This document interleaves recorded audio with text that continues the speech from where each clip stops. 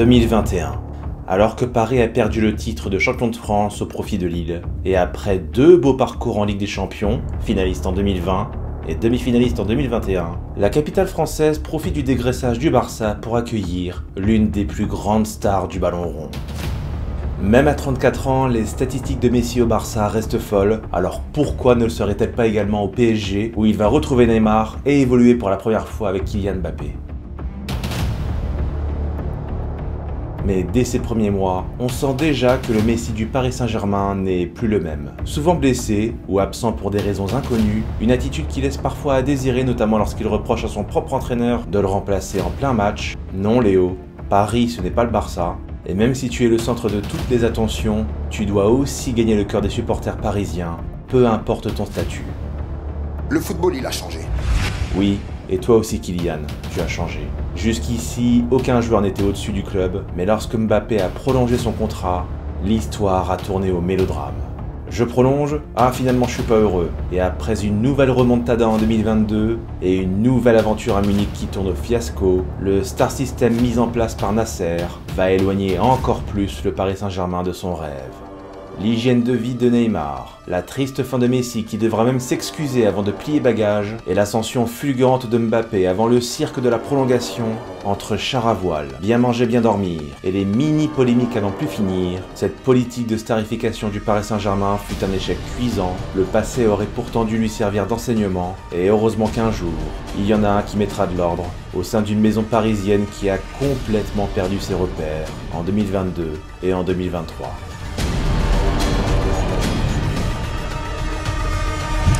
Qui organise le déplacement, on est en train de voir si on ne peut pas se déplacer en char à voile.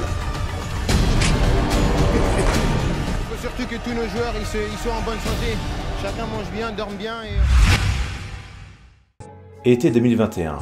Le Paris Saint-Germain enregistre l'arrivée d'un nouveau gardien pour remplacer Keylor Navas, le jeune Italien Gianluigi Donnarumma, auteur d'un excellent Euro avec l'Italie dont il sera le héros lors des séances de tir au but. Mais c'était pas tout. Confronté à un souci d'arrière latéraux, le Paris Saint-Germain va recruter Nuno Mendes, d'abord sous la forme d'un prêt, et va surtout enregistrer l'arrivée de l'arrière-gauche marocain, passé par le Real, Dortmund et l'Inter, Achraf Hakimi. De bonnes recrues d'un côté, et de l'autre, ça va beaucoup moins bien marcher avec Georginio Wijnaldum, ou encore le mythique défenseur madrilène Sergio Ramos. Franchement, pour que le Real laisse partir un tel joueur, ça veut dire qu'il est fini. C'était la même chose, souvenez-vous, il y a quelques années pour Schweinsteiger qui était parti à Manchester United. Si le Bayern a laissé partir un tel joueur, c'est qu'il est mort. Mais toutes ces recrues seront rapidement éclipsées par la venue d'une véritable icône. Léo! Léo! Léo!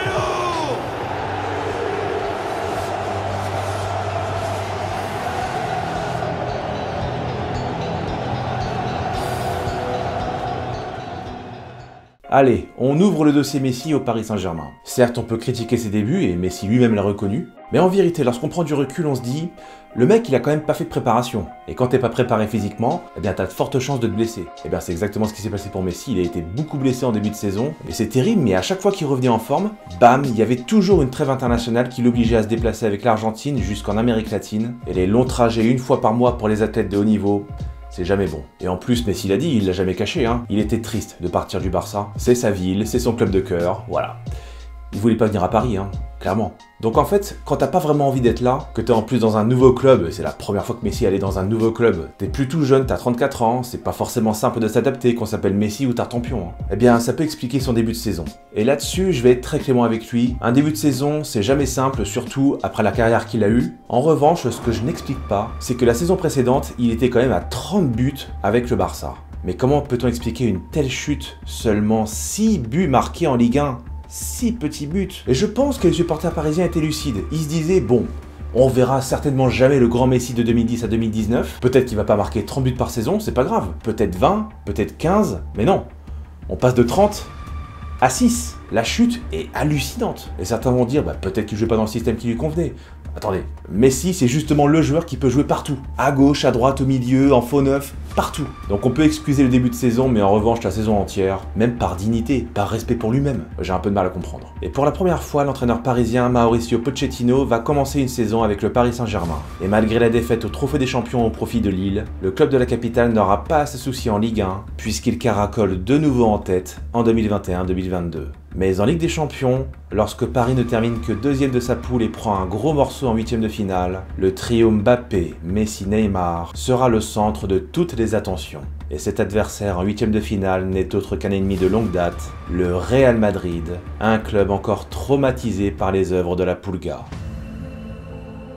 Février 2022. Huitième de finale aller au Parc des Princes, alors que la prolongation de contrat de Kylian Mbappé est sur toutes les lèvres, les rumeurs l'envoient justement au Real Madrid.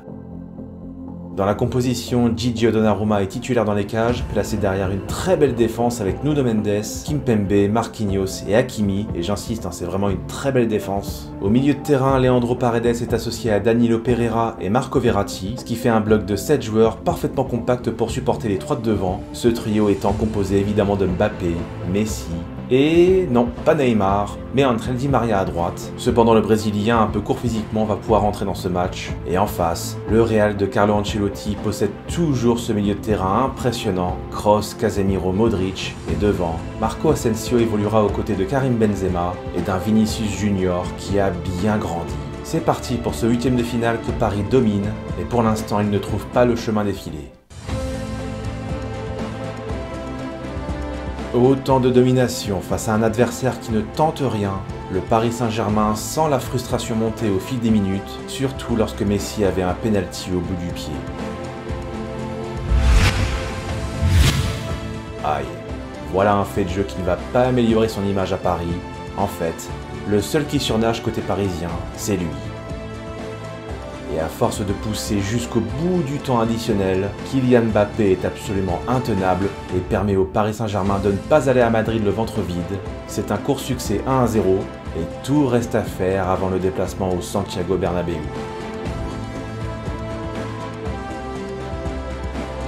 Et décidément, même dans ce match retour, personne au Real ne sait comment contenir Kylian Mbappé. En fait, le natif de Bondy est littéralement injouable. À la demi-heure de jeu, la Maison Blanche est toujours aussi inoffensive, et même si Mbappé voit son premier but refusé, sa deuxième tentative sera la bonne. Kylian, lui, est aux anges et permet à ce PSG très solide derrière de mener à la pause. Cela fait donc 2-0 sur l'ensemble des deux matchs et pour l'instant, le Real est toujours muet après 3 fois 45 minutes. Et en seconde période, la physionomie reste la même. Kylian pense faire le break mais il est hors jeu au départ de l'action.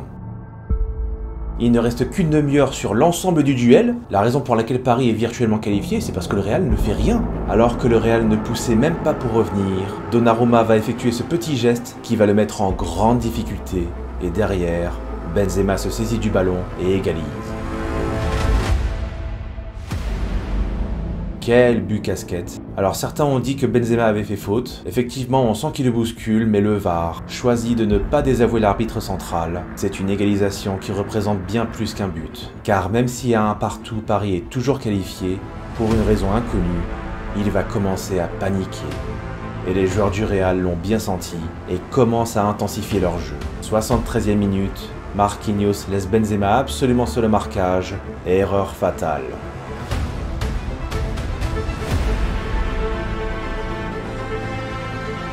2-1, et à peine le coup d'envoi donné après le second but, Paris se fait dessus, à l'image de cette passe de Marquinhos en plein milieu, pour que Benzema signe le triplé.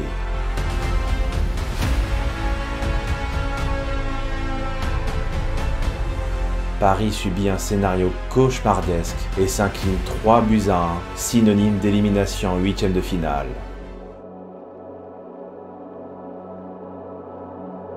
Le plus rageant, c'est que le Real Madrid n'a joué qu'une demi-heure sur 2 matchs, et ça a suffi. À un moment donné, on n'a même plus les mots pour décrire notre frustration. Moi, c'est à partir de cette année-là, en 2022, que je me suis dit, ils vont jamais la gagner.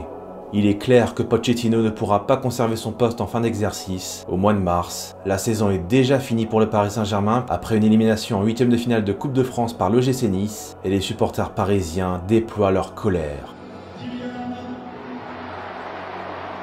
Tandis que Mbappé est ovationné, Neymar et surtout Messi subissent la bronca du parc.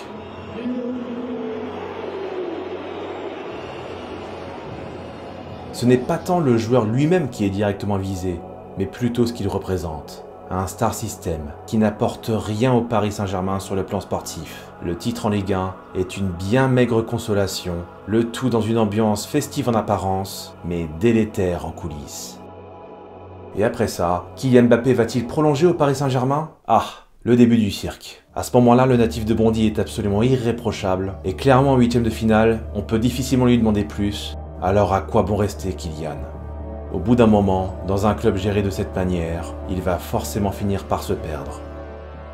Et même si les supporters parisiens seraient tristes de le voir partir, ils ne lui en voudraient même pas, vu l'environnement du club. Les mois passent et personne ne sait encore si Kylian Mbappé va signer au Real Madrid ou prolonger son aventure au Paris Saint-Germain. En tous les cas, les deux clubs proposent des salaires records, plus ou moins les mêmes conditions exceptionnelles, à un détail près. Le président parisien Nasser El-Khelaifi propose quasiment à Kylian Mbappé d'avoir son mot à dire sur le recrutement. En clair, s'il reste, il aurait les clés du navire en main, presque comme un dirigeant. Une situation presque inédite pour un joueur de football. Non seulement c'est dangereux, mais surtout, c'est malsain.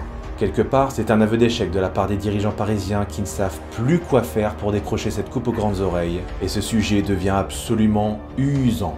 On saura quand alors? La semaine prochaine au Parc des Princes? Votre décision est prise, on ne sait pas? Très rapidement, c'est quasiment terminé. C'est une question de jour alors. Votre Forcément, choix est fait. Kylian. Est-ce que votre choix est fait?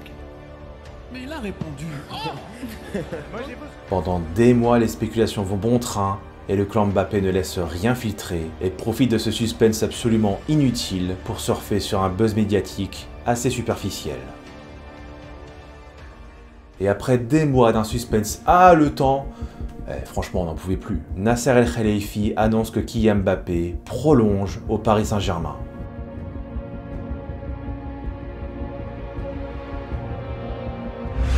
Notre histoire s'écrit ici. Ici, c'est Paris. Ok, tout ça pour ça? Non mais, cette culture du vide, entre ça et le fait de voir Kylian Mbappé en costume lors de cette annonce, comme s'il était une nouvelle recrue, et le fait de l'entendre prononcer cette fameuse petite phrase devant les journalistes, Le football, il a changé. et bien évidemment, du côté de la capitale espagnole, la nouvelle passe très mal.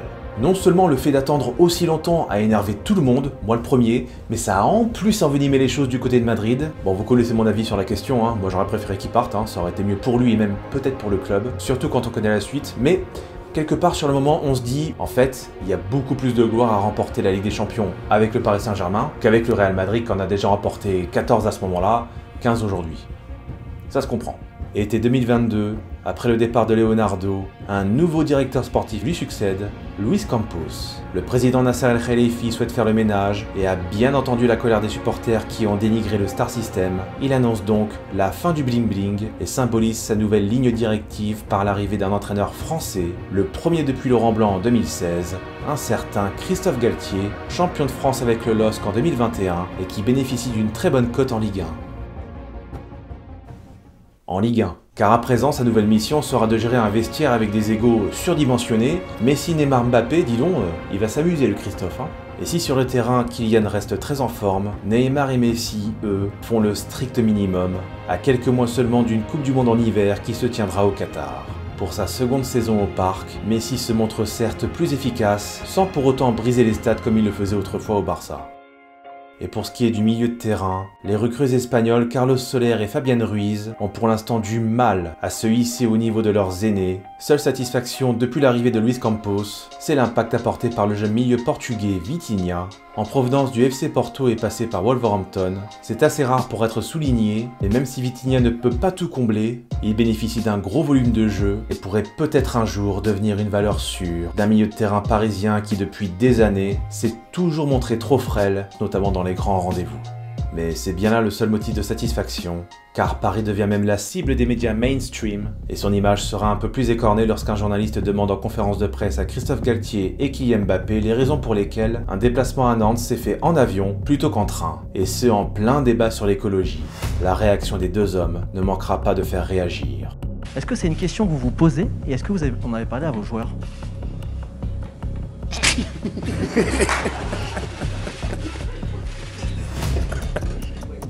On a parlé avec la société qui organise nos déplacements. On est en train de voir si on ne peut pas se déplacer en char à voile. Voilà. Bon déjà, le rire méprisant, voilà. Mais alors le char à voile... On ne leur demande pas de soutenir la cause écologique, non, c'est pas une dictature. Mais quand tu représentes le Paris Saint-Germain, faut faire attention à la manière dont on réagit à ces choses-là, surtout lorsque ça concerne des sujets de société. Un mini couac qui ne va pas améliorer la cote d'amour du Paris Saint-Germain auprès du grand public. Et pour revenir aux sportifs en Ligue des Champions, Paris va passer le premier tour en disposant facilement de la Juve, mais va tomber sur un os nommé Benfica. Avec l'excellent Enzo Fernandez au milieu de terrain, Paris sera tenu en échec par le club lisboète, à l'aller comme au retour, si bien que malgré leur victoire à Turin en clôture de la phase de groupe, les Parisiens ne terminent que deuxième, devancés seulement au nombre de buts marqués à l'extérieur par Benfica, synonyme de gros morceaux encore en huitième de finale. Pendant ce temps, la saison est interrompue car fin 2022, la Coupe du Monde se tient au Qatar et la péninsule du Golfe se réjouit de voir ses deux grands attaquants, Messi et Mbappé, se disputer une véritable finale d'anthologie à Lusail. L'Argentine est sacrée championne du monde et en 2023, une fois le mondial passé, Messi ne semble pas vraiment enclin à tout donner pour le Paris Saint-Germain. Le club pour lequel il joue ne semble pas du tout être sa priorité. D'autre part, les rumeurs fusent sur les sorties nocturnes de Neymar qui semble de moins en moins s'intéresser au football. Et à l'aube d'un huitième de finale de Ligue des Champions face au Bayern, l'atmosphère est très étrange. Encore une fois, le seul qui peut sauver ce Paris Saint-Germain, c'est Kylian Mbappé, mais problème, le numéro 7 parisien est très incertain pour le match aller au parc. Christophe Galtier ne prend pas de risque et le laisse sur le banc, si bien que Messi et Neymar sont donc associés en attaque, pendant que Carlos Soler prend place au milieu de terrain aux côtés d'un tout jeune du centre de formation, un certain Warren Zaïre-Emery. Et pendant que, comme d'habitude, Messi et Neymar sont transparents, tout semble reposer sur les épaules du jeune Zaïre-Emery, 16 ans à ce moment-là, voilà qui en dit long sur l'état du projet parisien en 2023.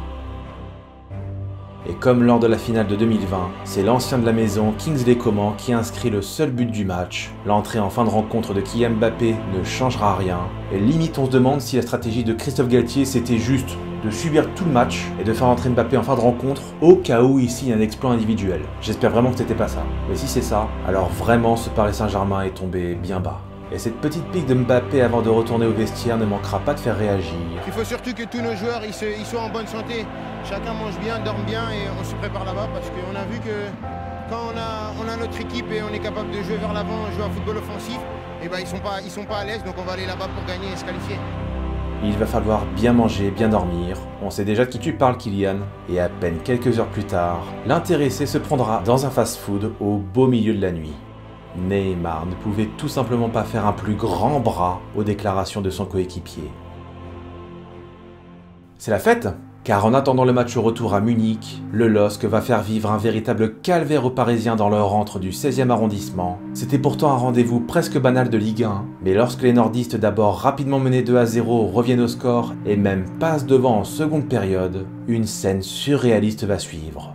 Paris est mené 3-2 à domicile et le directeur sportif Luis Campos va s'inviter au bord du terrain comme un entraîneur, histoire de mettre les joueurs face à leurs responsabilités. Un match durant lequel Neymar, pour changer, va encore se blesser. Sa saison est déjà terminée.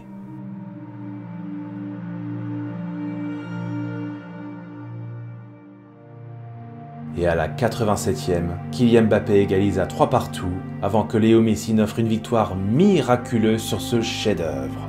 Score final 4-3 pour Paris, la rencontre fut spectaculaire et on pense même qu'il y a eu un électrochoc avant le match retour à Munich. Ah là là, même face à un Bayern pourtant très loin de son meilleur niveau, Paris est tout simplement incapable de faire plus. Pas de fond de jeu, pas de profondeur, aucun sentiment de révolte, aucun caractère, bref, c'est le néant. Au terme d'un match d'un ennui mortel, en seconde période, les hommes de Galtier vont se prendre par 2 fois la musique du French Cancan dans les oreilles.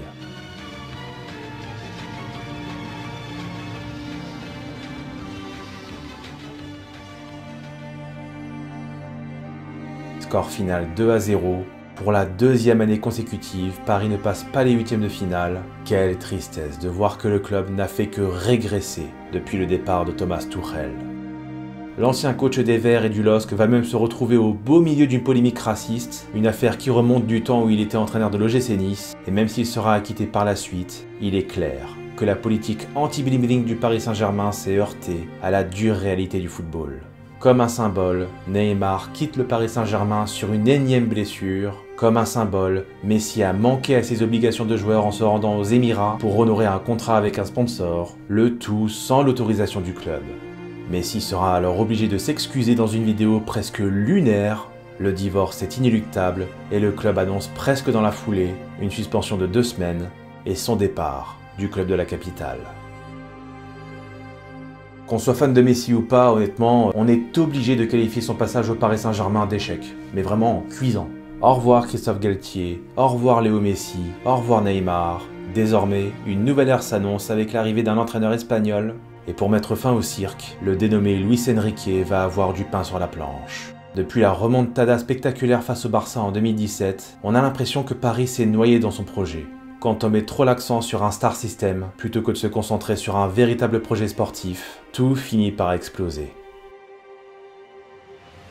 Mais si en fin de compte, le véritable socle de cette remontada en 2017, ce n'était pas Neymar, ce n'était pas Messi, c'était lui.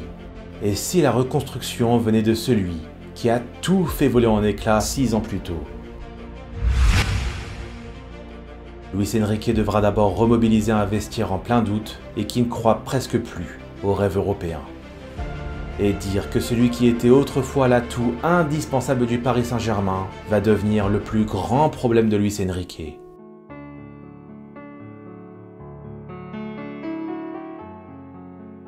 Mais comment mettre fin à cette mascarade? Comment l'entraîneur espagnol va-t-il faire pour démolir un à un les obstacles qui empêchent le Paris Saint-Germain de redevenir un club de football? C'est notre mentalité d'être meilleur. Y hasta que no se demuestre lo contrario, yo pienso que vamos a ganar todas las competiciones. Y lo digo además así, a pecho abierto. Yo pienso que vamos a ganar todo.